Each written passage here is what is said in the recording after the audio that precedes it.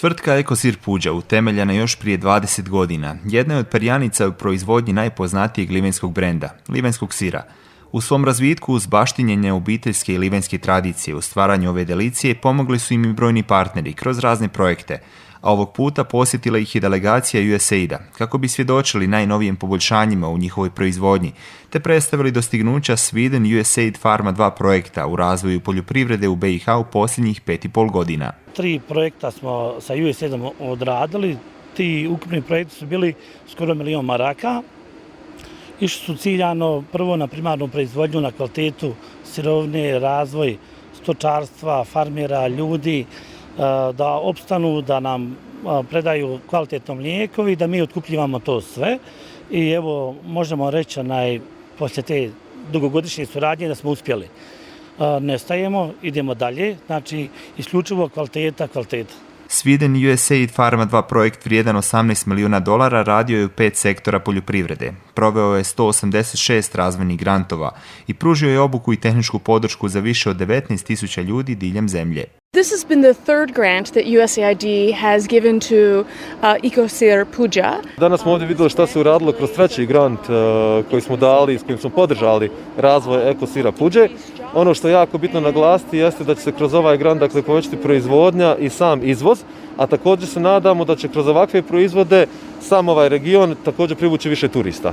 USAID over the last 5 years has actually injected. I kroz ovaj Pharma 2 projekat zadnjih 5 godina USAID je u mljekarstvo uložio preko $1,5 milijuna koji je išlo opet u grantove i sve je to opet doprinijelo stvaranju novih poslova, povećanju proizvodnje, povećanju izvoza.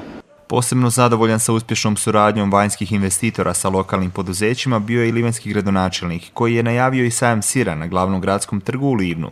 Čuli smo da i stranci, evo gosti USAID, prepoznaju potencijal Livna u poljoprivredi, u stočarstvu, u turizmu, što mi je iznimno drago bilo čuti, tako da u tim segmentima trebamo tražiti i otvarati prostor i nastojati podržavati ljude koji tako rade i veseli me da ćemo zajedno održati sajam sira. Planirali smo to i danas, ali evo jutros je kiša bila tako da smo odgodili, ali ja se nadam kroz par dana da ćemo imati u centru grada na trgu sajam sira gdje će naši svi mljekari imati priliku izložiti svoje proizvode, pokazati ono što rade.